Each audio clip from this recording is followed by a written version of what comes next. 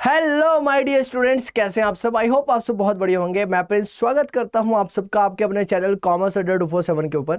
आज की ये वीडियो बहुत ज़्यादा इंपॉर्टेंट रहने वाली है क्लास 12th के बच्चों के लिए, क्योंकि आज की इस वीडियो के अंदर मैं आप लोगों के साथ डिस्कस करने वाला हूँ problem of deficit demand and deficit supply.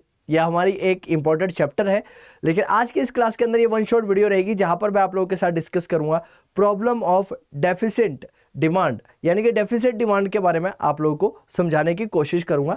सबसे पहले स्टार्ट करने से पहले मैं आप लोगों को बता देता हूं कि इस चैप्टर के अंदर जनरली हम लोगों के द्वारा क्या टॉपिक्स जो हैं वो पढ़े जाते हैं बहुत ज़्यादा डिटेल में, तो वो समझना कहीं ना कहीं ज़रूरी है ताकि ये चैप्टर हमारा पूरी तरह से क्या हो सके, कंप्लीट हो सके।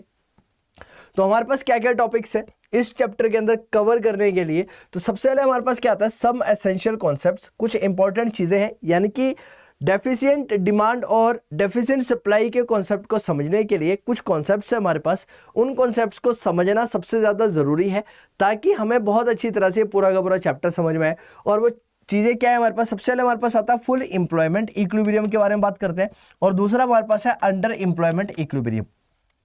तो ये इक्विलिब्रियम समझने से पहले भी कहीं ना कहीं हमें ये जानना जरूरी है कि फुल एम्प्लॉयमेंट का मतलब होता क्या है और अंडर एम्प्लॉयमेंट का मतलब जनरली होता क्या है, राइट। और सेकंड हमें समझना है voluntary and involuntary unemployment. Voluntary and involuntary unemployment क्या होती है, इसके बारे में भी बहुत ज़्यादा डिटेल में हम लोगों ने जानना है। और थर्ड हमारे पास क्या है, full employment and natural unemployment, कि फुल एम्प्लॉयमेंट क्या होती है और नेचुरल अनएम्प्लॉयमेंट क्या होती है, इसके बारे में भी हम लोग समझेंगे। और उसके बाद हमारे पास कॉन्सेप्ट आता है problem of deficient demand, deficient demand का कॉन्सेप्ट आता है। और उसके बाद हमारे पास आता है प्रॉब्लम ऑफ एक्सेस डिमांड, यानी कि अगर डिमांड डेफिशिएंट है तब भी समस्या है, अगर डिमांड एक्सेस है तो भी हमारे पास क्या समस्या रहने वाली है। तो प्रॉब्लम ऑफ डेफिशिएंट डिमांड और एक्सेस डिमांड की जो ये प्रॉब्लम है इसको समझेंगे हम लोग। और उसके बाद हमारे पास क्या आता है measurement to correct deficient and excess demand. अब हमारे पास जो ये डेफिशिएंट और एक्सेस हमारे पास जो डिमांड है, इस प्रॉब्लम को समझने के लिए, यानी कि इस प्रॉब्लम को कैसे हम लोग क्या कर सकते हैं, कवर कर सकते हैं, कम कर सकते हैं, उसको जानने के लिए हमारे पास क्या मेजर्स हैं जिसके थ्रू हम रेक्टिफाई करने की कोशिश करते हैं क्या डेफिशिएंट और एक्सेस डिमांड को। उसके बारे में भी हम लोग कहीं ना कहीं डिटेल में समझेंगे। आज की ये वीडियो रहने वाली है डेफिशिएंट डिमांड के ऊपर, और यहाँ पर ये वन शॉट वीडियो रहेगी जहां पर मैं आप लोग के साथ डिस्कस करूंगा डेफिशिएंट डिमांड को बहुत ज्यादा डिटेल में कि डेफिशिएंट डिमांड होती क्या है। तो आइए स्टार्ट करते हैं। और स्टार्ट करने से पहले देखो सबसे पहले क्या है, कुछ इसेंशियल कॉन्सेप्ट्स है जो हमें समझना जरूरी है। तो क्या कहता है, knowledge of some concept is essential before we take up a detailed description of the problem of deficient demand. यानी कि अगर मुझे डेफिशिएंट डिमांड को बहुत अच्छी तरह से समझना है या फिर मुझे एक्सेस डिमांड के कॉन्सेप्ट को बहुत अच्छी तरह से जानना है, तो कहीं ना कहीं मुझे पहले कुछ कॉन्सेप्ट है उनको समझना पड़ेगा।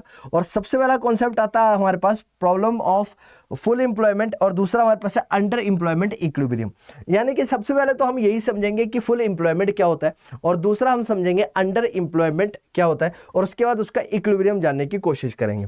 उसके बाद हमारे पास आता है वॉलंटरी एंड इनवॉलंटरी अनएम्प्लॉयमेंट, कि वॉलंटरी और इनवॉलंटरी अनएम्प्लॉयमेंट क्या होती है।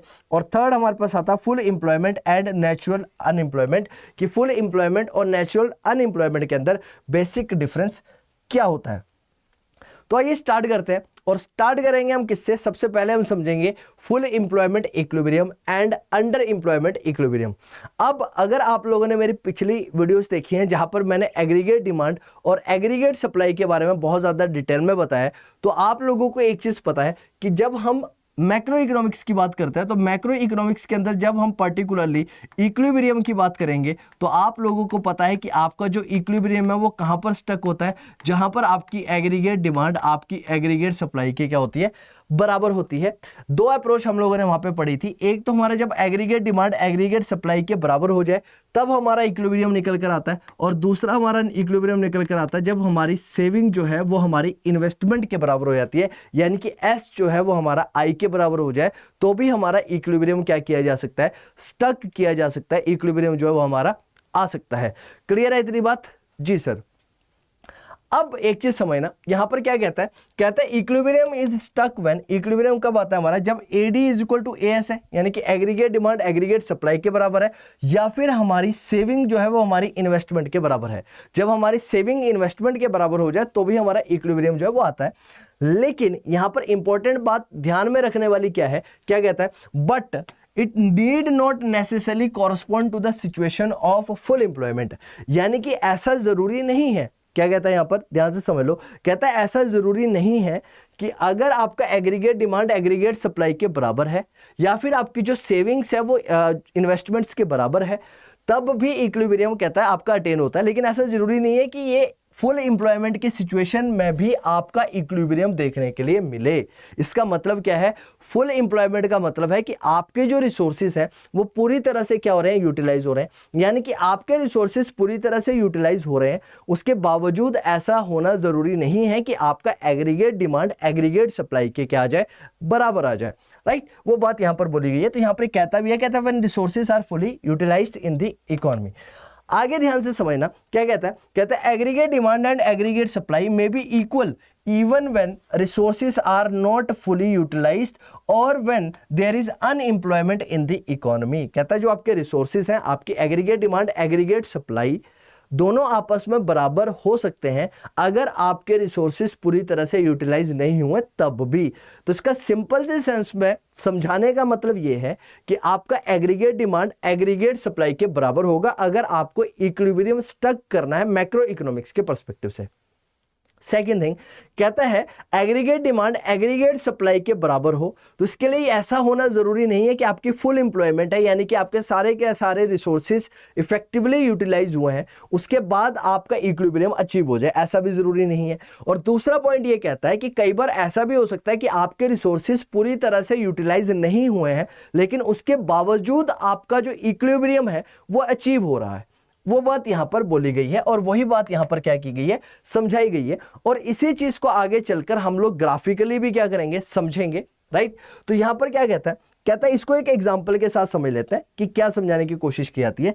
कहता है let us assume that fuller utilisation of the resources lead to the output worth 10 billion US dollar.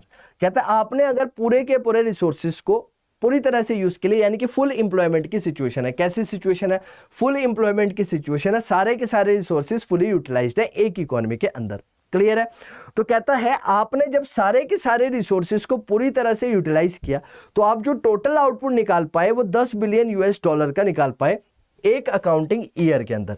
लेकिन द प्रोड्यूसर में plan output and the household में plan expenditure on the output worth 2 billion US dollar only, right, so that resources worth 10 billion US dollar of output remain unutilized, but the equilibrium is stuck simply because planned output and planned expenditure on the output are equals to 8 billion US dollar. तो यहां पर क्या बोला गया, कहता है आपने Fuller utilisation तो कर लिया रिसोर्सेज का, और आपने जब फुलर यूटिलाइजेशन किया रिसोर्सेज का तो जो आपका टोटल आउटपुट निकल कर आया वो 10 बिलियन यूएस डॉलर का निकल कर आया। कितने का निकल कर आया, 10 बिलियन यूएस डॉलर का आपने आउटपुट निकाला। लेकिन कहता है आपने तो आउटपुट प्रोड्यूस करके दे दिया, लेकिन ये किसके ऊपर डिपेंड करता है, हाउस होल्ड्स के ऊपर डिपेंड करता है कि हाउस होल्ड जो है वो कितना कंज्यूम करेंगे। तो यहां पर बोलता है कि जो आपके हाउस होल्ड प्रोड्यूसर प्लान कर सकता है आउटपुट को सिर्फ, लेकिन वो कंजम्पशंस को नहीं डिफाइन कर सकता। कंजम्पशन किसके द्वारा डिसाइड की जाएगी, कंजम्पशन आपके हाउस होल्ड्स के द्वारा डिफाइन की जाएगी कि कंजम्पशन कितनी होनी चाहिए। And the house hold plan करता है अपने एक्सपेंडिचर को, किसके ऊपर, आउटपुट को, और वो बोलता है कि जो मेरे आउटपुट है वो कितना होना चाहिए, वो 2 बिलियन यूएस डॉलर का होना चाहिए। तो कहता है जो resources worth 10 billion US dollar के आउटपुट के थे वो क्या रह गए, अनयूटिलाइज रह गए। ये थोड़ा सा यहां पर इसको सही करिएगा। तो यहां पर क्या बोला गया है कि 10 बिलियन के तो हमारा आउटपुट निकला, लेकिन हाउस होल्ड ने खर्च किए 8 बिलियन यूएस डॉलर के। तुम्हारे रिसोर्सेज जो है वो 2 बिलियन डॉलर के, वो क्या रह गए, आउटपुट जो है वो अनयूटिलाइज रह गया। लेकिन हमारा फिर भी जो इक्विलिब्रियम है, जो भी हमारा इक्विलिब्रियम है वो यहां पर भी स्टक हो जाएगा। और वो इक्विलिब्रियम कहां पर स्टक होगा, बात होगी प्लान्ड आउटपुट की और बात होगी किसकी, प्लान्ड एक्सपेंडिचर की, किसके ऊपर, आउटपुट के ऊपर, राइट। तो एग्रीगेट सप्लाई कितने की यहां पर हुई, एग्रीगेट सप्लाई हुई थी 10 10 बिलियन यूएस डॉलर्स की, है ना, कितने की हुई थी, 10 बिलियन यूएस डॉलर की हुई थी। अब मेरे प्यारे बच्चों एक चीज ध्यान से समझ लो, 10 बिलियन यूएस डॉलर की क्या आई, आउटपुट निकल कर आई, यानी कि एग्रीगेट सप्लाई है, और एग्रीगेट डिमांड जो हुई वो कितने की हुई, 8 बिलियन यूएस डॉलर की हुई। कितने की हुई, 8 बिलियन यूएस डॉलर की एग्रीगेट क्या आती है, सप्लाई आती है, एग्रीगेट डिमांड आती है, राइट, हाउस होल्ड्स के द्वारा। तो अब जो ऐसा नहीं है कि यहाँ पर रिसोर्सेज, जो अब रिसोर्सेज तो पूरे यूटिलाइज हो गए, यहाँ पर जो आउटपुट है वो पूरा का पूरा यहाँ पर क्या हो गया, यूटिलाइज हो गया, लेकिन उसके अकॉर्डिंग डिमांड नहीं आई। तो डिमांड तो सिर्फ 8 बिलियन यूएस डॉलर की आई। क्यों? क्योंकि सर जो हमारा प्रोड्यूसर है वो सिर्फ और सिर्फ सप्लाई के ऊपर कंट्रोल कर सकता है कि कितनी चीजों को प्रोड्यूस किया जा सकता है। अब उसका कंजम्पशन किस हिसाब से होने वाला है वो तो डिसाइड किया जाएगा किसके द्वारा, सिर्फ और सिर्फ कंज्यूमर के द्वारा। तो कंज्यूमर ने 8 बिलियन यूएस डॉलर का क्या करा, सिर्फ और सिर्फ एक्सपेंडिचर किया, और जब 8 बिलियन यूएस डॉलर का एक्सपेंडिचर हुआ तो इस एक्सपेंडिचर की वजह से, अब ऐसा तो नहीं है कि हम इक्विलिब्रियम नहीं निकालेंगे, इक्विलिब्रियम निकलेगा हमारा, लेकिन हमारा इक्विलिब्रियम कहां निकलता है, जहां पर एग्रीगेट डिमांड एग्रीगेट सप्लाई के बराबर होती है। लेकिन एग्रीगेट डिमांड तो 10 की थी, लेकिन एग्रीगेट सप्लाई जो एग्रीगेट डिमांड जो थी वो 8 की थी, लेकिन एग्रीगेट सप्लाई तो 10 की थी। लेकिन जो इक्विलिब्रियम स्टक होगा वो कहां पर हो जाएगा, 8 बिलियन यूएस डॉलर के ऊपर हो जाएगा। किस पर हो जाएगा, 8 बिलियन यूएस डॉलर के ऊपर होगा। ये बात यहां पर बोली गई है, राइट, क्लियर है इतनी बात? जी सर क्लियर है हमें इतनी बात। अब नेक्स्ट समझने की कोशिश करते हैं, राइट। तो हम क्या कह सकते हैं, तो हम कहते हैं 10 we can think of 2 possible situations of equilibrium. तो हमारे सामने 2 सिचुएशन निकल कर आती है इक्विलिब्रियम की। पहला, जब फुल एम्प्लॉयमेंट हो जाए, यानी कि सारे के सारे रिसोर्सेज को यूटिलाइज कर लिया। दूसरा, जब अंडर एम्प्लॉयमेंट इक्विलिब्रियम, यानी कि सारे के सारे रिसोर्सेज पूरी तरह से यूटिलाइज नहीं हो पाए। तो जब मैं फुल एम्प्लॉयमेंट इक्विलिब्रियम की बात करूंगा तो यहां पर क्या होगा, यहां पर आपका प्लान्ड एग्रीगेट सप्लाई, आपका क्या होने वाला है, प्लान्ड एग्रीगेट सप्लाई जो है वो आपकी प्लान्ड एग्रीगेट डिमांड के बराबर होगा। कब? जब हम बात करेंगे किसकी, फुल एम्प्लॉयमेंट इक्विलिब्रियम की। तो कहते हैं it is stuck when planned aggregate supply, या कहता है planned aggregate supply and planned aggregate demand along with the fuller utilization of the resources with reference to the above illustration, full employment equilibrium will be stuck when aggregate supply, planned aggregate supply is equal to planned aggregate demand and that is 10 billion US dollar in the above case। ऊपर वाले case में देखोगे तो जब full equilibrium की बात होगी, full employment equilibrium की बात होगी, तो जो हमारा इक्विलिब्रियम निकल कर आएगा, फुल एम्प्लॉयमेंट इक्विलिब्रियम की बात होगी तो हमारा निकल कर आएगा ऊपर वाले केस के अंदर। अगर मैं बात करूं तो बात हो रही है 10 बिलियन यूएस डॉलर की। कितने की बात हो रही है, 10 बिलियन यूएस डॉलर की, राइट। किसकी बात हो रही है, 10 बिलियन यूएस डॉलर की बात हो रही है। अब अगर मैं बात कर रहा हूं फुल एम्प्लॉयमेंट इक्विलिब्रियम की, तो वहां पर क्या होगी, जो प्लान्ड एग्रीगेट सप्लाई है और प्लान्ड एग्रीगेट डिमांड जो वो दोनों एक दूसरे के क्या हो जाएगी, बराबर हो जाएगी। यानी कि 10 बिलियन का क्या हुआ, हमारा एग्रीगेट सप्लाई हुआ, और जो डिमांड आई वो भी कितने की आई हमारी, वो भी 10 बिलियन डॉलर की आई। कितने की आई, 10 बिलियन डॉलर की आई। तो कहीं ना कहीं हमारा जो एग्रीगेट डिमांड है वो एग्रीगेट सप्लाई के बराबर हो जाएगा, और हमारा जो इक्विलिब्रियम है वो क्या हो जाएगा, यहां पर स्टक हो जाएगा। किस केस में, जब हम फुल एम्प्लॉयमेंट की बात कर रहे हैं। क्लियर है इतनी बात? जी सर क्लियर है इतनी बात। अब नेक्स्ट सिनेरियो हम लोग कवर करने की कोशिश करते हैं, और नेक्स्ट सिनेरियो के अंदर क्या कहता है, जब हमारे पास अंडर एम्प्लॉयमेंट इक्विलिब्रियम की सिचुएशन है। कैसी सिचुएशन है, अंडर एम्प्लॉयमेंट इक्विलिब्रियम की सिचुएशन है। और जब मैं अंडर एम्प्लॉयमेंट इक्विलिब्रियम की बात करूंगा तो यहां पर पहले सिनेरियो के अंदर जो हमने डिस्कस करा वही बात होगी, यानी कि यहां पर जो इक्विलिब्रियम स्टक होगा वो कहां पर होगा, 8 बिलियन डॉलर के ऊपर होगा। कहां पर होगा, 8 बिलियन डॉलर के ऊपर होने वाला है, देखने को मिलने वाला है। तो क्या कहता है, अंडर एम्प्लॉयमेंट इक्विलिब्रियम की अगर मैं बात करता हूं, it is stuck when planned aggregate supply is equal to planned aggregate demand. देखो इक्विलिब्रियम तो वहीं पर स्टक होगा जब आपका एग्रीगेट सप्लाई एग्रीगेट डिमांड के बराबर होगा, but resources are still not fully utilise.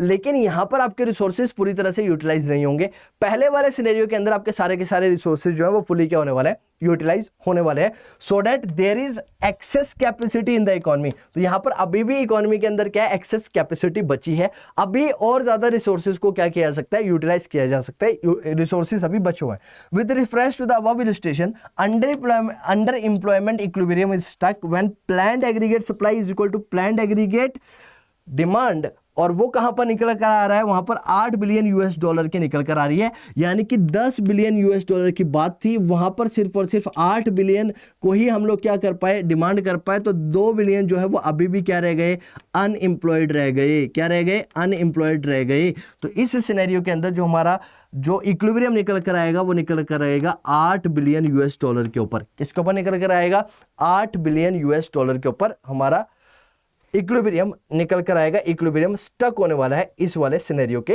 अंदर। राइट, क्लियर है इतनी बात? जी सर क्लियर है इतनी बात। अब हम कुछ और कॉन्सेप्ट्स है उनको समझने की कोशिश करते हैं। सबसे पहले हमारे पास आता है वॉलेंट्री एंड या फिर involuntary unemployment. Voluntary and right, voluntary and involuntary unemployment के बीच में क्या फर्क होता है? वॉलेंट्री अनएम्प्लॉयमेंट का मतलब क्या होता है? वॉलेंट्री क्या होता है, जब आप किसी चीज में पार्टिसिपेशन खुद लेते हैं अपनी मर्जी से, राइट। तो वॉलेंट्री अनएम्प्लॉयमेंट की बात हो रही है, यानी कि यहां पर जो अनएम्प्लॉयमेंट है वो स्व इच्छुक है, यानी कि पर्सन जो है वो खुद जॉब नहीं करना चाहता, कैपेबल है, उसको जो कैपेबल भी है वर्किंग के, उसको जॉब मिल भी रही है लेकिन वो उसके बावजूद काम नहीं करना चाहता है। तो वो सिचुएशन है वॉलेंट्री अनएम्प्लॉयमेंट की।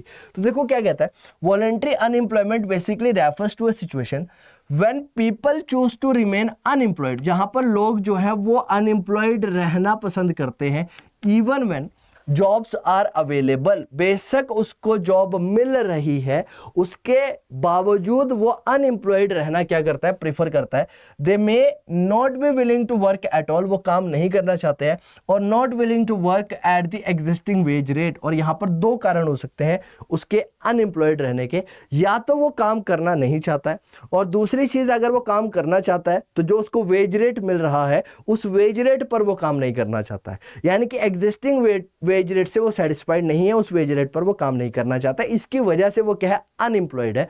और जब वो अनएम्प्लॉयड है तो वहां पर बात होने वाली है वॉलेंट्री अनएम्प्लॉयमेंट की। किसकी बात होगी, वॉलेंट्री अनएम्प्लॉयमेंट की। देखो आगे क्या कहता है, voluntary unemployment occurs when some peoples are not willing to work at all, जहां पर लोग काम नहीं करना चाहते हैं और वो काम करना भी चाहते हैं तो एग्जिस्टिंग वेज रेट के ऊपर काम नहीं करना चाहते हैं।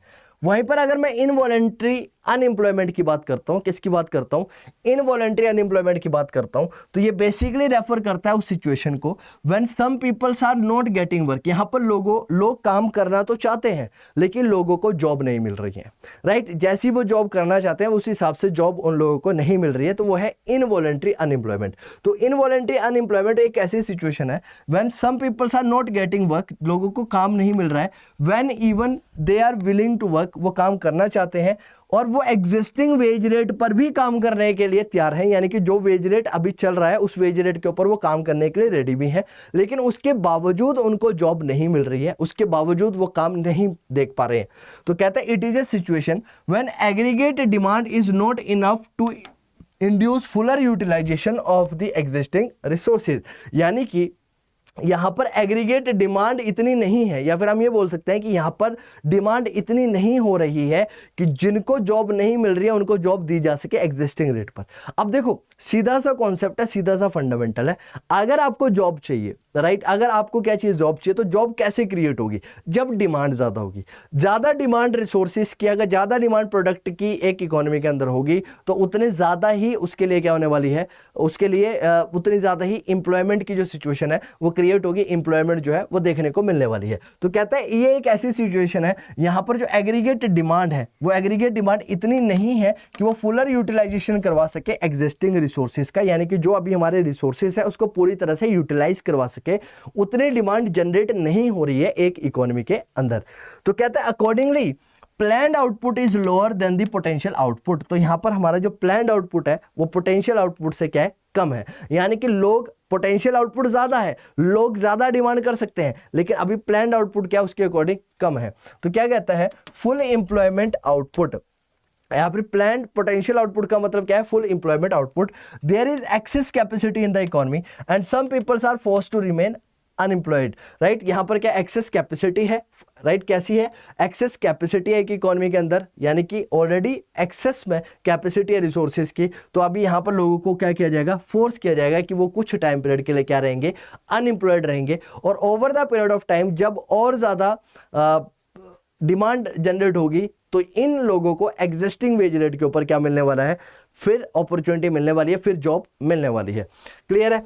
तो क्या कहता है, problem of unemployment refers to the problem of involuntary unemployment. तो यहां पर क्या कहता है, जो अनएम्प्लॉयमेंट की जो समस्या है वो बेसिकली रेफर करता है किसको, प्रॉब्लम ऑफ इनवॉलंटरी अनएम्प्लॉयमेंट को, यानी कि लोग काम तो करना चाहते हैं, इसको तो कंसिडर ही नहीं करते हैं। कहता है इसको क्यों नहीं कंसिडर करते हैं, क्योंकि लोगों के पास जॉब तो है, जॉब तो मिल रही है, लेकिन लोग खुद ही नहीं काम करना चाहते हैं एग्जिस्टिंग वेज रेट के ऊपर, तो उसको कंसिडर नहीं किया जाएगा। तो कहता है जो अनएम्प्लॉयमेंट की जो बेसिक समस्या है ना, वो अनएम्प्लॉयमेंट बेसिकली हम बात करते हैं इनवॉलंटरी अनएम्प्लॉयमेंट की। किसकी बात करते हैं, इनवॉलंटरी अनएम्प्लॉयमेंट की, कि सर वो काम तो करना चाहते हैं लेकिन उनको उस हिसाब से जॉब नहीं मिल रही है। कहता है यहां पर note the problem of voluntary unemployment, if all those who are willing to work and able to work at the existing wage rate are getting work, the economy would be deemed to be in a state of full employment।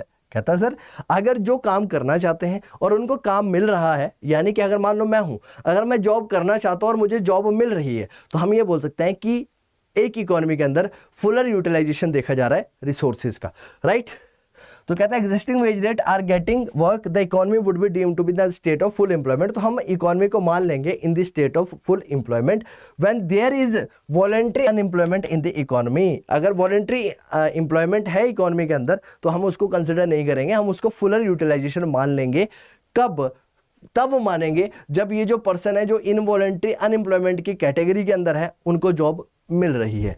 Clear है इतनी बात? यानी कि हम इसको consider नहीं करने वाले हैं इसके अंदर। ओके जी सर। नाउ आगे कॉन्सेप्ट आता है हमारे पास full employment and natural unemployment. अब अगला जो कॉन्सेप्ट है वो क्या है, वो हमारे पास है full employment and natural unemployment. अब फुल एम्प्लॉयमेंट समझ लेते हैं कि क्या है और नेचुरल अनएम्प्लॉयमेंट क्या होती है, यानी कि नेचर के द्वारा कुछ ऐसे कारण हो गए जिनकी वजह से कोई पर्सन अनएम्प्लॉयड रह गया। तो अगर मैं फुल एम्प्लॉयमेंट की बात करता हूं तो फुल एम्प्लॉयमेंट का मतलब क्या है, refers to a situation when all those who are able and willing to work at existing wage rate are getting work. Full employment का मतलब क्या हो गया, समझ में आ गया होगा आप लोगों को कि फुल एम्प्लॉयमेंट का मतलब है कि जो लोग एबल हैं, यानी कि काम करने योग्य हैं और उनको एग्जिस्टिंग वेज रेट के ऊपर काम भी मिल रहा है, तो उनको हम लोग क्या बोलेंगे, फुल एम्प्लॉयमेंट की सिचुएशन बोलेंगे। तो हम ये बोलते हैं it is a situation when corresponding to a given wage rate, यानी कि दिए गए वेज रेट के ऊपर demand for the labour is equal to supply of the labour, यानी कि दोनों डिमांड ऑफ द लेबर, यानी कि डिमांड ऑफ द लेबर हम बोल सकते हैं और सप्लाई ऑफ द लेबर, दोनों यहां पर क्या हो रही है, इक्वल हो रही है। And the labour market is clear, it is in the state of equilibrium. और जो लेबर मार्केट है वो क्लियर है, यानी कि सबको क्या मिल चुकी है, जॉब मिल चुकी है इकोनॉमी के अंदर। ये वो सिचुएशन है। फुल एम्प्लॉयमेंट का मतलब क्या हुआ, ये एक ऐसी सिचुएशन है जो लोग काम करना चाहते हैं, जो विलिंग है, इच्छुक है और वो इस पोजीशन में भी है कि वो काम कर सकते हैं, राइट। और किस पर काम करेंगे, वो एग्जिस्टिंग वेज रेट पर काम कर रहे हैं और उनको काम मिल रहा है। तो हम लोग बोल सकते हैं कि वो कैसी सिचुएशन है, फुल एम्प्लॉयमेंट की सिचुएशन है, यानी कि डिमांड ऑफ लेबर जो है वो सप्लाई ऑफ लेबर के बराबर है। तो वो एक ऐसी सिचुएशन है, कैसी सिचुएशन है, फुल एम्प्लॉयमेंट की सिचुएशन है एक इकोनॉमी के अंदर। क्लियर है? अब आगे क्या कहता है, कहता है situation of full employment does not mean situation of zero और इनवॉलंटरी अनएम्प्लॉयमेंट। और फुल एम्प्लॉयमेंट का मतलब ये नहीं है, कहता देखो समझ लो, कहता सिचुएशन ऑफ फुल एम्प्लॉयमेंट, अगर फुल एम्प्लॉयमेंट की मैं बात कर रहा हूं तो इसका मतलब कतई भी ये नहीं है कि यहां पर एक सिचुएशन है जीरो या फिर इनवॉलंटरी अनएम्प्लॉयमेंट की। अब कहता है इस सिचुएशन को full employment never implies A situation of zero या फिर इनवॉलंटरी अनएम्प्लॉयमेंट। ऐसा क्यों है? सबसे पहले क्या कहता है, there always exist some degree of unemployment called unemployment, it is minimum rate of unemployment that must always exist in the economy। यानी कि कभी भी कहते हैं ऐसा एक इकोनॉमी के अंदर नहीं हो सकता है कि जितने भी रिसोर्सेज हैं सारे के सारे रिसोर्सेज को क्या मिल जाए, जॉब मिल जाए और सारे के सारे रिसोर्सेज क्या कर रहे हैं, काम कर रहे हैं, राइट। अगर वो विलिंग भी है और एबल भी है और वो काम करना भी चाह रहे हैं, मिल भी रहा है और उन्हें एग्जिस्टिंग वेज रेट भी मिल रहा है, लेकिन फिर भी एक कहता है ऐसा होना पॉसिबल नहीं है एक इकोनॉमी के अंदर कि सारे के सारे रिसोर्सेज को क्या मिल जाती है, जॉब मिल जाए एक इकोनॉमी के अंदर, राइट। आगे क्या कहता है, नेचुरल अनएम्प्लॉयमेंट। अब दूसरी तरफ में अगर नेचुरल अनएम्प्लॉयमेंट को समझता हूं तो is occurs owing to the fact that there are constant changes in the supply demand parameter in the economy and adjusted to these changes take place. While adjustments are occurring, some peoples continue to remain unemployed, right. Natural unemployment का मतलब क्या है, कहता है natural unemployment का मतलब है जब कांस्टेंट चेंजेस आ रहे हैं सप्लाई और डिमांड में लेबर की, जब लेबर और supply of the demand of labour और सप्लाई ऑफ लेबर के बीच में दोनों में डिफरेंसेस आ रहे हैं और हमें क्या करने की जरूरत है, एडजस्टमेंट करने की जरूरत है इन चेंजेस को, तो हम बोलेंगे उसे नेचुरल एम्प्लॉयमेंट। आगे क्या कहता है, natural unemployment is a situation of frictional and structural unemployment in the economy.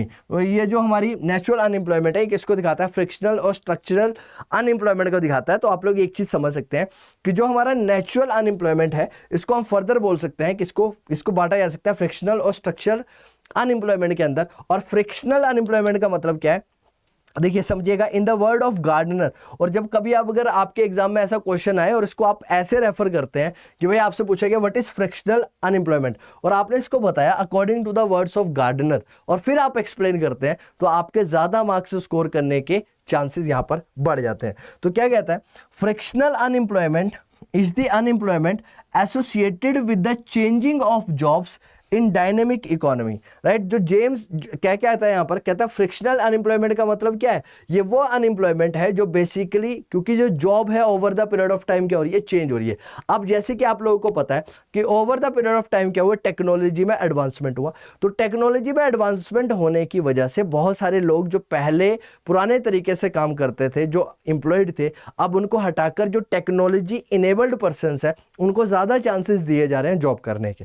तो उसकी वजह से जो चेंजेस आ रहे हैं उनकी वजह से जो जॉबें जा रही हैं उसको बोलेंगे हम लोग फ्रिक्शनल अनएम्प्लॉयमेंट। तो कहते हैं it arises due to immobility of the labor, shortage of raw material, lack of information regarding opportunities of the employment, shortage of power, wear and tear of machine, tendency of the workers to move from one job to the others, etc. और frictional unemployment जो किन किन कारणों की वजह से हो सकते हैं, यानी कि लोग काम तो करना चाह रहे हैं यहाँ पर, लेकिन यहाँ पर जो डायनेमिक चेंजेस आ रहे हैं एक जॉब के अंदर, यानी कि जो चेंज हो रही है जॉब, उस चेंज होने की वजह से, और वो चेंज कई रीजनों की वजह से हो सकता है, वो लोग फिर क्या है, अनएम्प्लॉयड है। तो वो कैसी रहेगी, फ्रिक्शनल अनएम्प्लॉयमेंट की कैटेगरी के अंदर हम इसे क्या करने वाले हैं, रखने वाले हैं यहां पर। वहीं पर अगर मेरे प्यारे बच्चों में अगर आपको समझाने की कोशिश करता हूं किसको, स्ट्रक्चरल अनएम्प्लॉयमेंट को, किसको समझाता हूं, स्ट्रक्चरल अनएम्प्लॉयमेंट को। तो स्ट्रक्चरल अनएम्प्लॉयमेंट का मतलब क्या है, तो कहता है in the word of Gardner के अकॉर्डिंग, अब इन्होंने स्ट्रक्चरल भी बताई है और फ्रिक्शनल भी बताई है। स्ट्रक्चरल अनएम्प्लॉयमेंट का मतलब क्या है, is the unemployment that result from the long term decline of certain industries. It is associated with the structural changes in the economy due to these situations. समझ लो क्या कहता है, the structural unemployment का मतलब क्या है, एक ऐसी employment जो आ रही है किसकी वजह से, लॉन्ग टर्म डिक्लाइन हो रहा है कुछ इंडस्ट्रीज के अंदर। जैसे कि हमारी पब्लिक सेक्टर अंडरटेकिंग्स है, तो हमारी पब्लिक सेक्टर अंडरटेकिंग्स क्या होती है, जनरली अगर मान लो सिक इंडस्ट्रीज है तो उनमें क्या आ रहा है, कमी आ रही है, डिक्लाइन कर रही है वो इंडस्ट्रीज, और उन डिक्लाइनमेंट की वजह से जॉब्स जनरेट नहीं हो पा रही है एक इंडस्ट्रीज के अंदर। और वो किसकी वजह से हो सकता है, कहता है when other factors of production other than the labours are in short supply, labour को छोड़ के बाकी सारे फैक्टर जो वो शॉर्ट सप्लाई के अंदर है, राइट। और सेकंड क्या है हमारे पास, व्हेन लेबर्स या फिर labourers lack expertise for the new emerging industries, यानी कि नए, अब टेक्नोलॉजी एडवांस हो रही है तो टेक्नोलॉजिकली एडवांसमेंट के साथ जो हमारी लेबर है वो इतनी ज्यादा अपडेटेड नहीं है कि उस अपडेटेड टेक्नोलॉजी के साथ क्या कर सके, कॉप अप कर सके। तो वहां पर समस्या देखने को मिलने वाली है आपको किसकी, स्ट्रक्चरल अनएम्प्लॉयमेंट की समस्या आप लोगों को देखने के लिए मिलने वाली है। क्लियर है जी सर। थर्ड पॉइंट अगर मैं बात करता हूं तो क्या कहता है, when there is change in the production technique, और हमारा क्या हुआ, over the period of time production techniques के अंदर क्या आ गया, चेंज आ गया। और जब प्रोडक्शन टेक्निक्स के अंदर भी क्या आएगा, हमारा चेंज आएगा, तो उस प्रोडक्शन टेक्निक के चेंज आने की वजह से भी हमारी स्ट्रक्चर अनएम्प्लॉयमेंट होगी। क्यों, क्योंकि लोगों के पास इतनी स्किल्स नहीं होगी कि जिस स्किल्स के तहत वो क्या कर सकते हैं, जो नई जॉब है उसको क्या कर सके, अच्छी तरह से परफॉर्म कर सके। क्लियर है इतनी बात। तो यहां पर सॉल्यूशन क्या निकल कर आएगा कि लोगों को क्या करना पड़ेगा, अपने स्किल्स को एडवांस करना पड़ेगा, एनहेंस करना पड़ेगा, ताकि इस प्रॉब्लम को या फिर इस तरह की समस्या को क्या किया जा सके, अवॉइड किया जा सके। क्लियर है इतनी बात जी सर। अब ये तो हमारा पहला कॉन्सेप्ट था और आई होप आप लोगों को पहला कॉन्सेप्ट बहुत अच्छी तरह से समझ में आ गया होगा सारे के सारे बच्चों को। अब दूसरा कॉन्सेप्ट हमारे सामने निकल कर आता है, that is problem of deficient demand. क्या कॉन्सेप्ट आता है, डेफिशिएंट डिमांड का कॉन्सेप्ट क्या कहता है कि डेफिशिएंट डिमांड होती क्या है और इसका कॉन्सेप्ट बेसिकली क्या डील करता है। तो जो डेफिशिएंट डिमांड है सबसे पहले ये समझना इसका मतलब क्या होता है। तो क्या कहता है sir, deficient demand means deficiency, नाम से पता चलता है डेफिशिएंट। डेफिशिएंट का मतलब क्या है, यहां पर डेफिशिएंसी है किसकी, एग्रीगेट डिमांड की, यानी कि मार्केट में उतनी डिमांड ही जनरेट नहीं हो रही है। जब डिमांड जनरेट ना हो मार्केट के अंदर तो वो कैसी सिचुएशन है, डेफिशिएंट डिमांड की सिचुएशन है। तो डेफिशिएंट डिमांड बेसिकली रिलेट करता है डेफिशिएंसी ऑफ एग्रीगेट डिमांड को, यानी कि डेफिशिएंसी कमी है एग्रीगेट डिमांड की। तो कहता है कब होता है ऐसा, तो कहता है demand is said to be deficient हम तब मानते हैं when it is lower than what is required for the fuller utilisation of the resources, यानी कि उतनी डिमांड नहीं है मार्केट के अंदर जितनी होनी चाहिए जिससे कि fuller utilisation of the resources जो है वो किया जा सके। यानी कि fuller utilisation of the resources को करने के लिए जितनी डिमांड मार्केट के अंदर होनी चाहिए उतनी नहीं है। तो वो कैसी सिचुएशन है, वो सिचुएशन है हमारी डेफिशिएंट डिमांड की, और इसको समझा जा सकता है। और एग्रीगेट डिमांड इज डिफाइंड, और aggregate demand is deficient when it does not permit fuller utilisation of the production capacity, यानी कि अगर मान लो मेरी प्रोडक्शन कैपेसिटी 10 मशीन्स मेरे पास है और 10 मशीन्स की प्रोडक्शन कैपेसिटी 1000 यूनिट्स बनाने की है, लेकिन डिमांड ही 500 यूनिट्स की आ रही है, तो हमारी 500 यूनिट्स की जो है वो क्या है, यूटिलाइजेशन नहीं हो पाएगी। तो वो कैसी सिचुएशन है, डेफिशिएंट डिमांड की सिचुएशन है एक इकोनॉमी के अंदर। क्लियर है। और aggregate demand is deficient when there is excess capacity in the economy implying under utilization of the resources. और कैसी सिचुएशन है ये, under utilization of the resources की सिचुएशन है। तो डेफिशिएंट डिमांड का मतलब क्या हुआ, when there is a situation of underutilization of the resources according to Keynes कौन है, काइंस को ही जनरली क्या बोला जाता है, फादर बोला जाता है किसका, he is known as the father of macro economics. आपके मैक्रो इकोनॉमिक्स के जो जनक है वो जनरली किसे ही बोला जाता है, आपके काइंस को ही फादर ऑफ मैक्रो इकोनॉमिक्स भी बोला जाता है। इन्होंने क्या बोला, aggregate demand is deficient when it is less than aggregate supply corresponding to the full employment in the economy, right. तो अगर मैं फुल एम्प्लॉयमेंट की बात करूंगा तो फुल एम्प्लॉयमेंट का मतलब क्या है कि आपकी एग्रीगेट डिमांड जितनी है उतनी ही आपकी अगर एग्रीगेट सप्लाई है तो वो सिचुएशन होगी फुल एम्प्लॉयमेंट की। और यहां पर बात की जा रही है डेफिशिएंट डिमांड की। तो डेफिशिएंट डिमांड का मतलब क्या हुआ, डेफिशिएंट डिमांड का मतलब है ऐसी सिचुएशन जहां पर आपकी रिसोर्सेज जो है वो प्रॉपर तरीके से क्या नहीं हो पा रहे हैं, यूटिलाइज नहीं हो पा रहे हैं, यानी कि जो आपकी एग्रीगेट डिमांड है वो एग्रीगेट डिमांड जो है वो क्या है, कम है as compare to the aggregate supply या फिर पोटेंशियल सप्लाई से, जिसकी वजह से आपके रिसोर्सेज जो हैं वो प्रॉपर तरीके से यूटिलाइज नहीं हो पा रहे हैं या फिर proper utilisation of the resources नहीं देखा जा रहा है इस सिनेरियो के अंदर। अब इसको समझ लेते हैं एक एग्जाम्पल के साथ में, राइट। एग्जाम्पल के तौर पे क्या है, यहां पर आप लोगों के पास है एग्रीगेट डिमांड, क्या है आपके पास, यहां पर है आपके पास एग्रीगेट डिमांड, राइट। और यहां पर है आपके पास इनकम, क्या है आपका इनकम, और आपके पास है आपकी यहां पर जीडीपी, क्या है आपके पास जीडीपी। अब मेरे प्यारे बच्चों आपको इस कर्व के बारे में तो पता ही होगा, ये कर्व होता है हमारा y is equal to A S, right. y is equal to A S यानी कि income is equal to aggregate supply, right. तो हम डेफिशिएंट डिमांड को किस तरह से देखेंगे कि डेफिशिएंट डिमांड कैसे देखी जाती है, क्लियर है जी सर। अब ये एक पॉइंट है यहाँ पर a और यहाँ पर एक पॉइंट है g, राइट। मान लेते हैं हम लोग एक पॉइंट है g। अब ये एक लाइन है और ये एक लाइन है, ये बात करती है किसकी, कंजम्पशन की।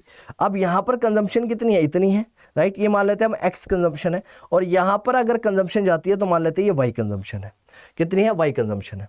अब देखो बेटा जब x कंजम्पशन है यानी कि तो कर्व हमारा कुछ इस तरह से आया, और जब हमारी कंजम्पशन y हुई तो हमारा कर्व क्या है, ये आया। अब यहाँ पर जो ये जो सिचुएशन है ये किसकी है, ये डेफिशिएंट डिमांड है। कैसे डिमांड है ये हमारी डेफिशिएंट डिमांड है। कैसी है, डेफिशिएंट डिमांड है, क्योंकि यहाँ पर हमारे सारे के सारे रिसोर्सेज जो है वो प्रॉपर तरीके से यूटिलाइज नहीं हो रहे हैं। और अब देखो यहाँ पर समझना, मान लो ये वाली जो सिचुएशन है, ये जो ऊपर वाली सिचुएशन है, इस सिचुएशन के अंदर एग्रीगेट डिमांड फुल है यहाँ पर, क्योंकि यहाँ पर फुल एम्प्लॉयमेंट है। क्या है यहाँ पर, फुल एम्प्लॉयमेंट है किसका, रिसोर्सेज का। यहाँ पर रिसोर्सेज फुली तरीके से क्या हो रहे हैं, यूटिलाइज हो रहे हैं। और यहाँ पर क्या है हमारा, ये हमारे प्लान्ड एग्रीगेट डिमांड है। क्या है, हमारी प्लान्ड एग्रीगेट डिमांड है। इतनी एग्रीगेट डिमांड जो वो अभी की जा रही है। और ये हमारी क्या थी, ये फुल एग्रीगेट डिमांड थी। यहाँ पर हमारी एग्रीगेट डिमांड जो थी फुल होती। अब ये जो इसके बीच का जो ये गैप है, राइट, ये जो गैप है इसके बीच का, ये हमारा क्या दिखाता है, ये पॉइंट जो है ये हमारा दिखाता है किसको, डेफिशिएंट डिमांड को। किसको दिखाता है ये हमारा दिखाता है डेफिशिएंट डिमांड को। क्लियर है इतनी बात? जी सर क्लियर है। ये किसको दिखाने वाला है, हमारा डेफिशिएंट डिमांड को दिखाने वाला है। क्लियर है जी सर। तो क्या कहता है, ADF line shows the required level of AD for the full employment in the economy. यानी कि ये वाली लाइन ये बताती है full employment in the economy कहां पर होगी, ADF। उसके बाद क्या कहते हैं, ADP line shows the planned aggregate demand which is lower than the full employment aggregate demand. ये दिखाती है किसको, राइट, प्लान्ड को। किसको दिखाती है, ये प्लान्ड एग्रीगेट डिमांड को बताती है। और ये जो वर्टिकल डिफरेंस है AD के बीच में और ADP के बीच में, इसको बोल दिया हम लोगों ने क्या, डेफिशिएंट डिमांड। इसको क्या बोला जाता है, डेफिशिएंट डिमांड बोला जाता है। यानी कि ये पॉइंट अगर मैं इसको बोल देता हूं, अगर इसको मैं क्लियर कर दूं आप लोगों के लिए, और मैं इसको अगर आप लोगों को समझा दूं, तो इसका मतलब क्या है, इसका सिंपल सा मतलब है कि ये जो पॉइंट है, ये एक पॉइंट E है और ये एक पॉइंट F है। तो इसके बीच का जो ये एरिया है, ये है आपकी डेफिशिएंट डिमांड। क्या है, आप लोगों की डेफिशिएंट डिमांड यहां पर रहती है। क्लियर है इतनी बात?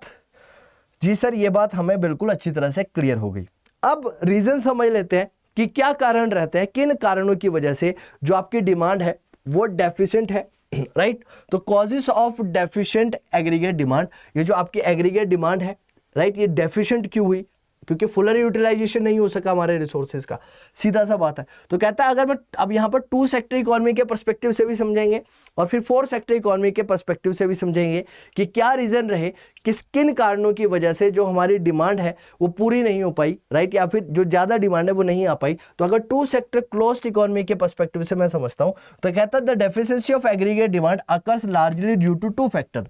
2 रीजनों की वजह से जनरली 2 सेक्टर इकोनॉमी के अंदर, 2 सेक्टर क्लोज्ड इकोनॉमी के अंदर हम लोग देखते हैं डेफिशिएंसी एग्रीगेट डिमांड के अंदर। और वो सबसे पहली बात क्या है, राइट, क्यों होगी, क्योंकि लोग खर्च नहीं कर रहे हैं, राइट। सबसे पहले क्या है, रिडक्शंस इन दी प्राइवेट कंजम्पशन एक्सपेंडिचर। लोगों के द्वारा जो कंजम्पशन एक्सपेंडिचर है वो कम कर दिया गया। लोग मार्केट में पैसा खर्च ही नहीं करना चाहते हैं। तो जाहिर सी बात है, मैंने आप लोगों को ऑलरेडी बताया था कि भाई देखो, डिमांड जो है वो जनरली जनरेट करेगी एम्प्लॉयमेंट। अब ध्यान से समझ लो, जितने ज़्यादा लोगों के द्वारा किसी चीज़ के लिए डिमांड की जाएगी, उतने ज़्यादा ही उसकी प्रोडक्शन करने के लिए लोगों की रिक्वायरमेंट होगी, और उतने ज़्यादा ही जब लोगों की रिक्वायरमेंट होगी तो उन्हें एम्प्लॉयमेंट मिलेगा। तो डिमांड्स की वजह से क्या आएगी, एम्प्लॉयमेंट आएगी। लेकिन यहाँ पर क्या हुआ है, यहाँ पर लोग खर्चा ही नहीं कर रहे हैं। अब आप समझो, पूरी की पूरी इकोनॉमी के अंदर जितने भी लोग हैं वो पैसे को सेव कर रहे हैं, अपने पास रख रहे हैं, वो खर्चा नहीं करना चाहते हैं या फिर वो उस पैसे को स्पेंड नहीं करना चाहते हैं। तो दिक्कत आने वाली है। तो हमारे पास डेफिशिएंट एग्रीगेट डिमांड होगी, लोगों के द्वारा डिमांड नहीं की जाएगी। तो 2 सेक्टर इकोनॉमी के अंदर सबसे पहला कारण क्या है, कहता है reduction in the private consumption expenditure. C क्या कहता है, private consumption expenditure is an important component of the aggregate demand. समझ लो, इंपॉर्टेंट है। प्राइवेट कंजम्पशन एक्सपेंडिचर सबसे ज्यादा इंपॉर्टेंट है एग्रीगेट डिमांड के अंदर। Reduction in the private consumption expenditure causes a serious deficiency in the aggregate demand. Private consumption expenditure में reduce owing to several reasons, however The most important is reduction in the propensity to consume। लोग consume ही नहीं करना चाहते हैं। जिस propensity से वो चीज़ों को पहले कंज्यूम कर रहे थे, उस हिसाब से अब लोग चीज़ों को कंज्यूम नहीं करना चाहते हैं। और increase in the propensity to save, लोग उस जिस मात्रा से पहले कंज्यूम कर रहे थे किसी चीज़ को, अब उस इंटेंसिटी के साथ चीज़ों को कंज्यूम नहीं करना चाहते। तो प्रोपेंसिटी टू कंज्यूम क्या हो गई है, कम हो गई है। और जब प्रोपेंसिटी टू कंज्यूम कम हो जाएगी तो लोग पैसा कम खर्च करेंगे, और जब लोग पैसा कम खर्च करेंगे तो गुड्स एंड सर्विसेज का प्रोडक्शन भी कम करना पड़ेगा, और जब गुड्स एंड सर्विसेज का प्रोडक्शन कम करना पड़ेगा तो लोगों को जॉब से निकालना पड़ेगा। क्या करना पड़ेगा, लोगों को जॉब से निकालना पड़ेगा। और जब प्रोपेंसिटी टू कंज्यूम कम हो गई, इसका मतलब प्रोपेंसिटी टू सेव बढ़ जाएगी, लोगों के पास पैसा ज्यादा बचेगा। जब लोग खर्च नहीं करेंगे तो लोग पैसा ज्यादा अपने पास अपनी जेब में बचाने वाले हैं, राइट। क्या कहता है, in advance economies marginal propensity to save tends to rise when consumption reaches its peak, right. अब कंजम्पशन अपने बिल्कुल हाईयर लेवल पर है, ध्यान से समझ लो मेरे प्यारे बच्चों। ऐसा समझो कि एक कंज्यूमर है, राइट, कंज्यूमर्स है, और कंज्यूमर्स के द्वारा जो मैक्सिमम कंजम्पशन जो है वो की जा चुकी है, और जब वो मैक्सिमम लेवल ऑफ कंजम्पशन पर पहुंच चुके हैं तो अब इसके ऊपर वो कंजम्पशन नहीं करना चाहते हैं। और जब वो इसके ऊपर कंजम्पशन नहीं करेंगे, इसका मतलब क्या है? इसका मतलब सिंपल सा है, वो क्या करना चाहते हैं, अब उस जो पैसे को वो खर्च करते हैं उसको अब क्या कर देंगे, वो सेव करके रख लेंगे। क्या कर लेंगे? सेव करके रख लेंगे। वो बात यहां पर होती है। सेकंड पॉइंट क्या कहता है, सेकंड रीजन क्या है एग्रीगेट डिमांड का? तो आपका रिडक्शन देखने को मिलेगा किसके अंदर? प्राइवेट इन्वेस्टमेंट एक्सपेंडिचर के ऊपर। यानी कि लोगों के द्वारा एक्सपेंडिचर, इन्वेस्टमेंट, यानी कि यहां पर जो प्रोड्यूसर्स है, इन्वेस्टमेंट किसके द्वारा की जाएगी? प्रोड्यूसर के द्वारा, गवर्नमेंट के द्वारा। लेकिन यहां पर बात हो रही है टू सेक्टर इकोनॉमी की, तो प्रोड्यूसर है। तो प्रोड्यूसर, जब लोगों के द्वारा डिमांड ही नहीं होगी, आप खुद बताओ ना, जब लोग डिमांड ही नहीं करेंगे तो प्रोड्यूसर इन्वेस्टमेंट भी कैपिटल एसेट में क्यों करेगा? जब कंजम्पशन ही नहीं हो रही है, जब लोग मांग ही नहीं कर रहे हैं, तो वो क्यों ज्यादा से ज्यादा गुड्स, ज्यादा से ज्यादा कैपिटल एसेट्स के ऊपर पैसा इन्वेस्ट करना चाहेगा? तो यहां पर उसके द्वारा भी रिडक्शन होगी। तो क्या कहता है? Reduction in the private investment expenditure, right. अब क्या कहता है? Private investment expenditure is the other important component of aggregate demand. It may reduce in situation of poor business expectations. It has happened in all market economies of the world in the year 2019 और 2020 during Covid के दौरान क्या हुआ था? लोगों ने demand करना क्या कर दी थी? कम कर दी थी। और जब डिमांड कम हुई तो लोगों ने इन्वेस्टमेंट करना भी कम कर दिया, और इन्वेस्टमेंट करना भी कम किया तो उसकी वजह से आपने एक चीज भी देखी होगी, जो आपकी, अगर आप स्टॉक मार्केट देखते हैं, जिसे आप शेयर मार्केट बोलते हैं, उसके अंदर भी अच्छा खासा कोलैप्स देखने को मिला था। क्यों कोलैप्स देखने को मिला था? क्योंकि बिजनेसेस इन्वेस्ट करना नहीं चाह रहे थे, बिजनेस ज्यादा से ज्यादा इन्वेस्टमेंट नहीं देना चाह रहे थे। ये रीजन था इसके अंदर। क्लियर है इतनी बात? जी सर, क्लियर है इतनी बात। अब नेक्स्ट पॉइंट समझ लेते हैं कि जब 4 सेक्टर ओपन इकोनॉमी है, अब 4 सेक्टर आगे, और कैसी इकोनॉमी है? ओपन इकोनॉमी है। तो उसमें क्या क्या फैक्टर्स हो सकते हैं जिसकी वजह से डेफिशिएंसी देखी जाती है किसके अंदर? एग्रीगेट डिमांड के अंदर। यानी कि जब 2 सेक्टर क्लोज्ड इकोनॉमी की बात करी तो वहां पर जो 2 मेन रीजन रहते हैं जिसकी वजह से एग्रीगेट डिमांड में डेफिशिएंसी आती है। तो पहला रीजन तो हमने कंजम्पशन समझी कि लोगों की जो मार्जिनल प्रोपेंसिटी टू कंज्यूम है वो कम हो जाती है, और मार्जिनल प्रोपेंसिटी टू सेव जो है वो बढ़ जाती है, और प्राइवेट इन्वेस्टमेंट जो है उसके अंदर भी रिडक्शन देखने को मिलता है। लेकिन जब 4 सेक्टर इकोनॉमी होगी तो 4 सेक्टर इकोनॉमी के अंदर, यानी कि आपकी क्या क्या है? आपके पास हाउस होल्ड्स भी है, आपके पास क्या है? फर्म्स भी है, आपके पास गवर्नमेंट भी है, और आपके पास एक्सपोर्ट एंड इंपोर्ट भी है। 4 सेक्टर ओपन इकोनॉमी है। तो उस सिनेरियो के अंदर क्या रीजन रहेंगे जिसकी वजह से डेफिशिएंसी देखने को मिलती है किसके अंदर? एग्रीगेट डिमांड के अंदर। ठीक है, तो अगर मैं इसको समझता हूं तो क्या कहता है? कहता है reductions in the government expenditure. तो क्या कारण रहेंगे? तो आप देखो, 3rd और 4th सेक्टर आएगा तो एक तो गवर्नमेंट आएगा, और एक हमारा एक्सपोर्ट और इंपोर्ट आएगा। तो जब एक्सपोर्ट और इंपोर्ट और गवर्नमेंट आएगा तो इसकी वजह से, किन कारणों की वजह से एग्रीगेट डिमांड कम होगा? तो गवर्नमेंट क्या करती है? आप लोगों को पता है कि गवर्नमेंट दोनों टाइप के एक्सपेंडिचर करती है, कंजम्पशन भी करती है और इन्वेस्टमेंट भी करती है।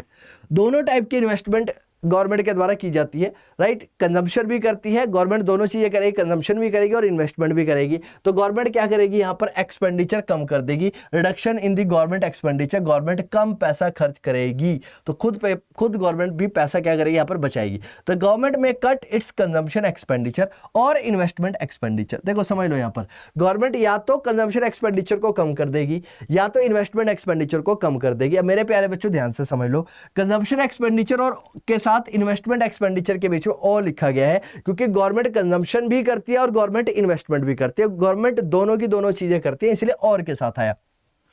तो क्या कहता है? गवर्नमेंट कट कर दे अगर अपने कंजम्पशन एक्सपेंडिचर को और इन्वेस्टमेंट एक्सपेंडिचर को। इसकी वजह से क्यों होता है? कहता है this may be because of the budgetary constraint. Government के पास पैसा ही नहीं है, बजट ही नहीं है इतना कि वो रिसोर्सेज के ऊपर पैसे को क्या कर सके? खर्च कर सके। Of the government, right, a cut in the government consumption expenditure और investment expenditure lead to cut in the aggregate demand. और इसकी वजह से जब गवर्नमेंट के पास बजटरी कॉन्स्टेंट है, गवर्नमेंट के पास इतना बजट ही नहीं है एलोकेट करने के लिए, तो क्या होने वाला है? तो डेफिनेट सी बात है, यहां पर क्या देखने को मिलने वाला है? कट देखने के लिए मिलने वाला है, राइट। किसके ऊपर? एग्रीगेट डिमांड के अंदर। तो पहला रीजन हमने ये समझा कि जब 4 सेक्टर ओपन इकोनॉमी की बात होगी तो एग्रीगेट डिमांड के अंदर डेफिशिएंसी इस रीजंस की वजह से आएगी, क्योंकि गवर्नमेंट अपने एक्सपेंडिचर को कम कर देगी। और एक्सपेंडिचर दोनों तरह के, चाहे वो कंजम्पशन एक्सपेंडिचर है चाहे वो इन्वेस्टमेंट एक्सपेंडिचर है, दोनों टाइप के एक्सपेंडिचर को क्या कर दिया जाएगा? गवर्नमेंट के द्वारा रिड्यूस कर दिया जाएगा। सेकेंड हमारा क्या होगा? एक्सपोर्ट्स कम हो जाएंगे और इंपोर्ट बढ़ जाएंगे। एक्सपोर्ट कम हो जाएंगे और इंपोर्ट जो होंगे उनको वो क्या हो जाएंगे, ज्यादा हो जाते हैं, तो भी हमारी एग्रीगेट डिमांड कम हो जाती है। We know export are important component of aggregate demand. आप लोगों को पता है, आप लोगों ने कहीं ना कहीं पढ़ा था कि एग्रीगेट डिमांड के बेसिक जो हमारे कंपोनेंट है वो क्या होता है, C plus I plus G plus X minus M, right. और एक्स का मतलब क्या था, एक्सपोर्ट, और एम का मतलब क्या था, इंपोर्ट। अगर आपके एक्सपोर्ट कम हो गए उसकी वजह से आपकी एग्रीगेट डिमांड कम होगी। A fall in the export implies a fall in the expenditure on the domestically produce goods and services, this lead to fall in the aggregate demand. और इसकी वजह से जो आपका एग्रीगेट डिमांड है वो क्या होने वाला है, कम होने वाला है, गिरने वाला है। सेकेंड रीजन क्या कहता है, राइस इन द इंपोर्ट। और इंपोर्ट में क्या हो गया, बढ़ोतरी हो गई, इंपोर्ट बढ़ गए। इंपोर्ट में rise when international prices are lower than the domestic price, right. Import क्यों बढ़ेंगे, क्योंकि भाई अब जो चीजें, अब जाहिर सी बात, एक चीज सोचो, अगर इंडिया के अंदर लेबर बहुत ज्यादा महंगी है, चाइना के अंदर लेबर बहुत ज्यादा सस्ती है, तो अगर मैं मान लो, राइट, कोई प्रोडक्ट है जिसको इंडिया के अंदर बनाता हूं, और वही अगर वो मान लो वो प्रोडक्ट में इंडिया के अंदर 200 रुपए में बना रहा हूं, और वही प्रोडक्ट अगर मुझे चाइना से 100 रुपए में मिल जा रहा है, तो मैं उस प्रोडक्ट को क्यों ना इंपोर्ट करूं, और मैं क्यों उस प्रोडक्ट को अपनी कंट्री के अंदर बनाऊं।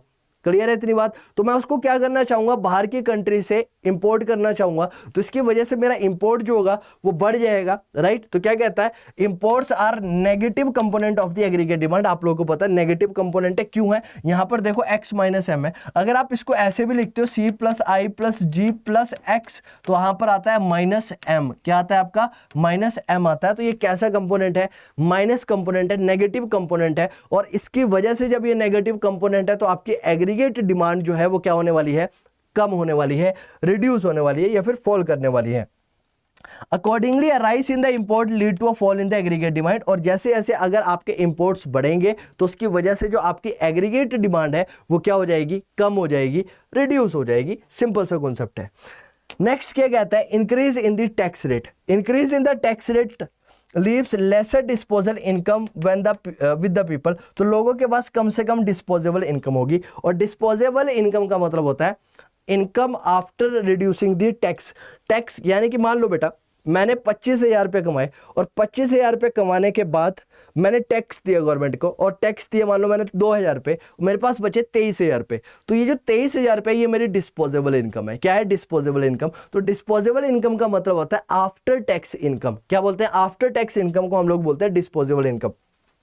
तो यहां पर क्या बोला गया, increase in the tax rate leaves lesser disposable income with the people. It reduces their capacity to spend even when their propensity to spend remains the same. यहाँ तक कहता है अगर propensity to spend जो है वो ठीक है लोगों की, जैसे यानी कि प्रोपेंसिटी टू सेव स्पेंड जो है वो लोगों की उतनी ही है जितनी पहले थी। लेकिन अब गवर्नमेंट ने क्या कर दिया, टैक्स रेट बढ़ा दिए।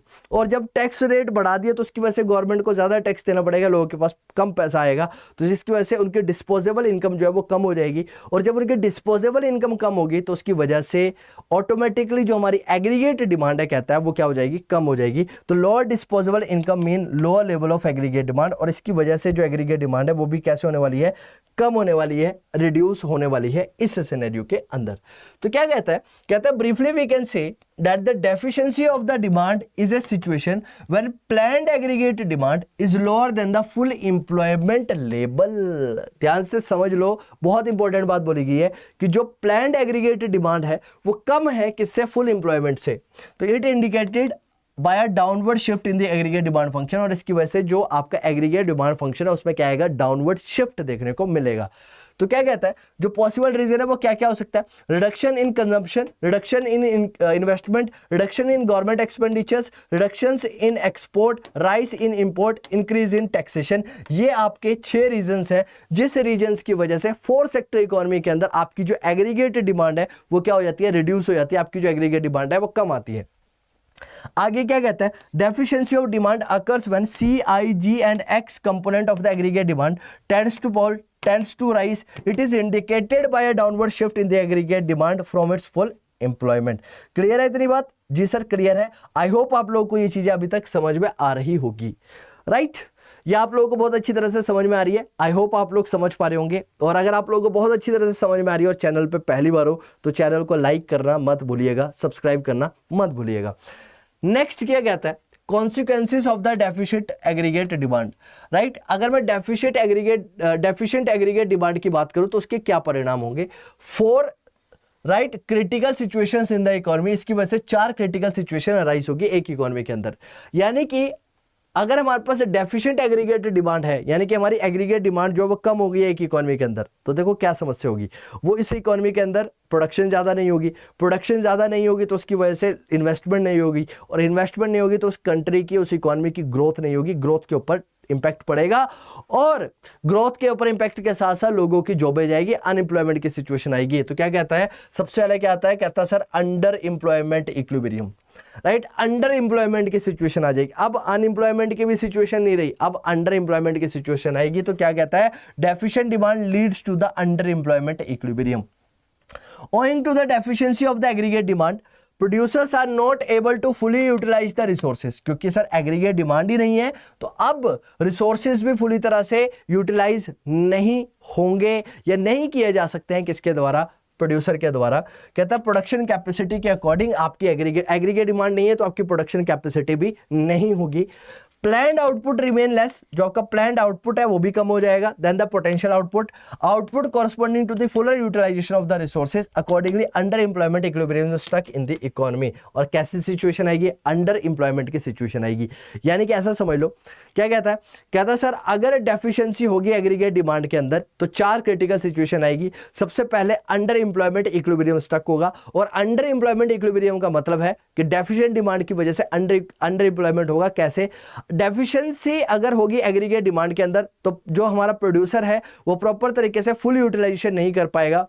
किसका, फुल यूटिलाइजेशन नहीं होगा रिसोर्सेज का, यानी कि प्रोडक्शन कैपेसिटी पूरी तरह से यूटिलाइज नहीं होगी। तो इसकी वजह से जो हमारा प्लान्ड और एक्चुअल है, प्लान्ड और पोटेंशियल आउटपुट है उसमें डिफरेंस होगा, क्योंकि पोटेंशियल मान लो ज्यादा है लेकिन प्लान्ड उसके अकॉर्डिंग क्या होगा, कम होगा, और इसकी वजह से अंडर एम्प्लॉयमेंट देखने को मिलेगी इकोनॉमी के अंदर।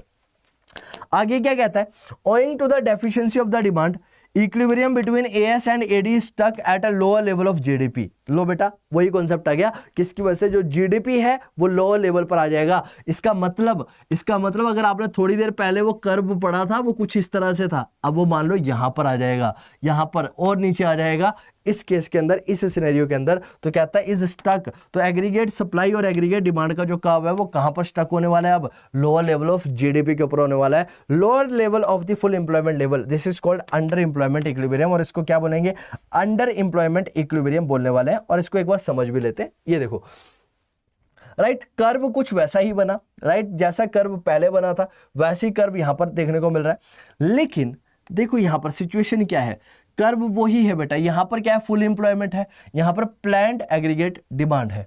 अब देखो बेटा यहां पर क्या है, ये डेफिशिएंट डिमांड है, और ये पॉइंट देखो और ये पॉइंट देखो, इन दोनों पॉइंट्स को अगर मैंने एक दूसरे के साथ क्या किया, मर्जअप किया, दोनों को जोड़ा, तो ये पॉइंट हमारा निकल कर आया। ये वाला जो सिचुएशन है, ये वाली सिचुएशन आ जाएगी, इसको बोला जाता है अंडर एम्प्लॉयमेंट इक्विलिब्रियम। और यहां पर क्या है, फुल एम्प्लॉयमेंट है, यहां पर फुल एम्प्लॉयमेंट है, और ये क्या है, हमारी अंडर एम्प्लॉयमेंट है, ये वाला scenario.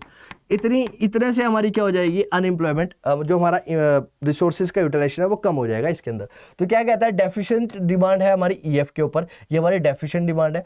Because of the deficiency of the demand, क्या कहता है, because of the deficiency of the demand, right, equilibrium is stuck at a point Q where ADP line intersect 45 degree AS line. This is underemployment equilibrium. Equilibrium GDP corresponding to the unemployment equilibrium is ON1. ON का मतलब है unemployment या फिर under employment equilibrium GDP, वो less than है ओएम से, जिसका मतलब है फुल एम्प्लॉयमेंट इक्विलिब्रियम जीडीपी और पोटेंशियल जीडीपी से। यानी कि सिंपल से सेंस में समझ लो, पोटेंशियल जीडीपी के अंदर और प्लान्ड जीडीपी के अंदर आप लोगों को डिफरेंस देखने के लिए मिलने वाला है इस सिनेरियो के अंदर, राइट। आगे हमारे पास आता है बेटा डिफ्लेशनरी गैप। क्या आता है, डिफ्लेशनरी गैप। अब समझने की कोशिश करते हैं कि डिफ्लेशनरी गैप क्या होता है। तो क्या कहता है, deficiency of demand create deflationary gap.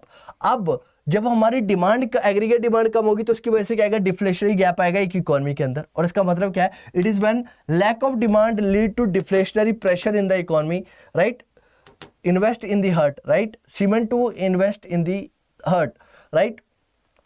आगे क्या कहता है, low investment lead to low output. Low investment होगी जिसकी वजह से लो आउटपुट होगा, लो, जिसकी वजह से लो इनकम होगी, लो डिमांड होगी और ऐसी चीजें साइकिल जो है वो घूमती रहेगी और इसी को बोला जाता है deflationary gap. The economy start slipping its deflationary spiral और लो लेवल इक्विलिब्रियम ट्रैप, और उससे भी जो इकोनॉमी है वो क्या करना शुरू कर देती है, स्लिप करना शुरू कर देती है, गिरना शुरू कर देती है इसके अंदर। अब हमें अगर डिफ्लेशनरी गैप को मेजर करना है तो क्या है, तो कहता है deflationary gap is measured in term of deficiency of demand. We can say deflationary gap is equal to deficiency of aggregate demand. ये दोनों आपस में क्या होते हैं, बराबर होते हैं। और deflationary gap is measured as the difference between the aggregate demand corresponding to right full employment and planned aggregate demand which is lower than the full employment, जो कि फुल एम्प्लॉयमेंट से क्या रहता है, जनरली कम रहता है। वो पॉइंट यहां पर बोला गया। तो अगर मैंने आप लोगों को सिंपल सी सेंस में समझाऊं तो डिफ्लेशनरी गैप का मतलब क्या है, डिफ्लेशनरी गैप का मतलब है कि भाई एक ट्रैप है जहां पर लोगों की इनकम कम हो जाएगी, लोगों की कहता क्या है, लो इन्वेस्टमेंट होगी एक इकोनॉमी के अंदर, तो लो इन्वेस्टमेंट की वजह से लो आउटपुट आएगा, लो आउटपुट की वजह से लोगों की इनकम कम होगी, इनकम कम होगी तो लोगों की डिमांड कम होगी, और जब डिमांड कम होगी तो चीजें स्लिप होती चली जाएगी, एक इकोनॉमी गिरना शुरू कर देगी और गिरती चली जाएगी। ऐसी सिचुएशन देखने को मिलती है।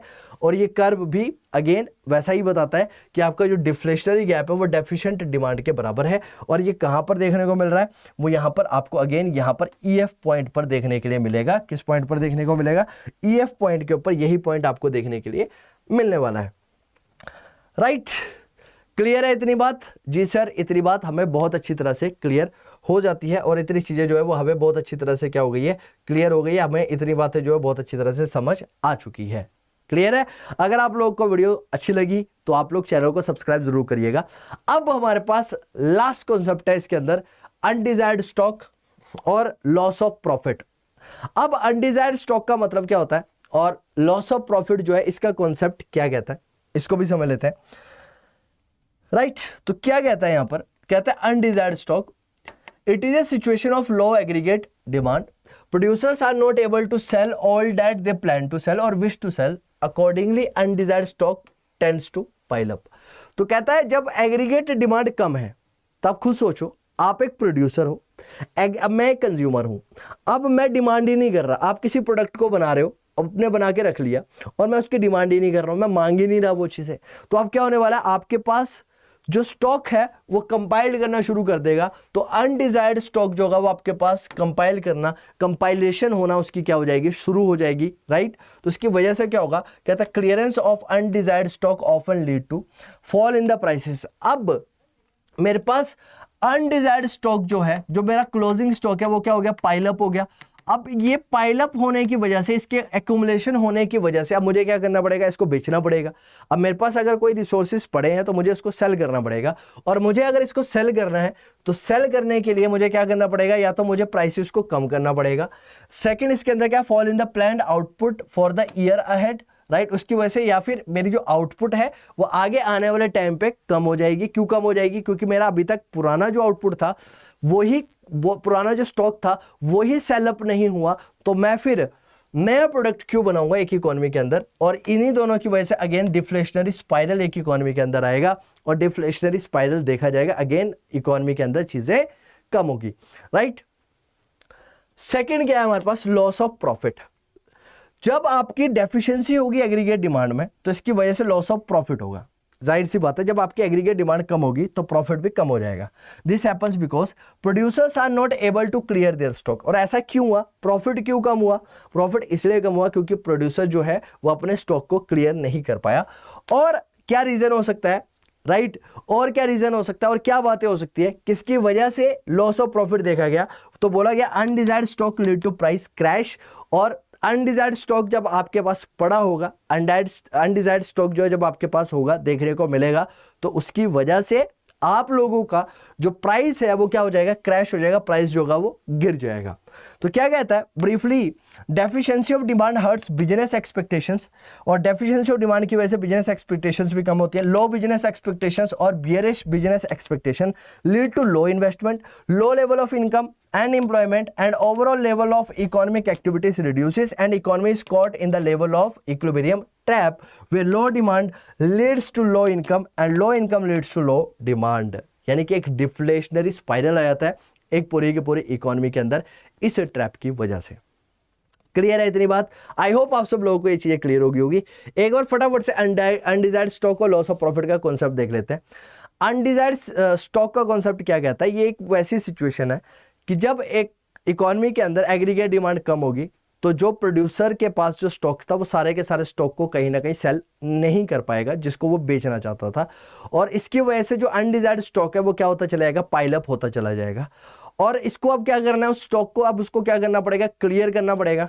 तो उसकी क्लियरेंस के लिए उसको क्या करना पड़ेगा, या तो प्राइसेस को कम करना पड़ेगा, या तो जो फ्यूचर के जो उसके प्लान्ड आउटपुट थे उन प्लान्ड आउटपुट को उसे क्या करना पड़ेगा, रिड्यूस करना पड़ेगा, गिराना पड़ेगा, राइट। और इसकी वजह से डिफ्लेशनरी स्पाइरल जो है वो एक इकोनॉमी के अंदर आ जाएगा, और उसकी वजह से ओवरऑल, राइट, ये एक अच्छी सिचुएशन नहीं मानी जाती है, राइट, किसके लिए, एक इकोनॉमी के लिए। और उसकी वजह से जो इक्विलिब्रियम है वो भी क्या हो जाएगा, गिर जाएगा। जो इक्विलिब्रियम जहां पर स्टक हो रहा था वहां पर ना स्टक होकर अब वो गिर जाएगा। सेकंड हमारे पास पॉइंट आता है लॉस ऑफ प्रॉफिट का। अगर एग्रीगेट डिमांड में डेफिशिएंसी होगी तो उसकी वजह से लॉस ऑफ प्रॉफिट होगा, और वो इसलिए होता है क्योंकि प्रोड्यूसर जो है वो सारे के सारे स्टॉक को अपने सेल नहीं कर पाता है, उसके पास अनडिजायर्ड लेवल ऑफ स्टॉक जो है वो पड़ा होगा, और उसकी वजह से प्राइस क्या हो जाएगा, अपना क्रैश हो जाएगा, राइट। तो ऑटोमेटिकली हम लोगों ने क्या पढ़ा, तो इसकी वजह से जो बिजनेस एक्सपेक्टेशंस है वो क्या हो जाएगी, हर्ट हो जाएगी, और जिसकी वजह से लो बिजनेस एक्सपेक्टेशंस होगी। जो बिजनेसमैन होंगे उन्हें बिजनेस से कोई ज़्यादा खास एक्सपेक्टेशंस नहीं होगी, जिसकी वजह से लो इन्वेस्टमेंट होगी। लो इन्वेस्टमेंट की वजह से लो लेवल ऑफ इनकम होगी और एम्प्लॉयमेंट होगी, और ओवरऑल इकोनॉमिक एक्टिविटी जो है वो रिड्यूस करेगी एक इकोनॉमी के अंदर, और वो लो लेवल इक्विलिब्रियम ट्रैप के अंदर फंस कर रह जाएगी। ये कॉन्सेप्ट था, ये सार था इसका। एंड आई होप आप लोगों को डेफिसिट डिमांड का कॉन्सेप्ट बहुत अच्छी तरह से समझ में आया होगा, और अगर आपको समझ में आया है तो चैनल को लाइक शेयर सब्सक्राइब करना मत भूलिएगा। मिलते हैं आप लोगों के साथ अगली वीडियो के अंदर, तब तक के लिए टेक केयर एंड जय हिंद।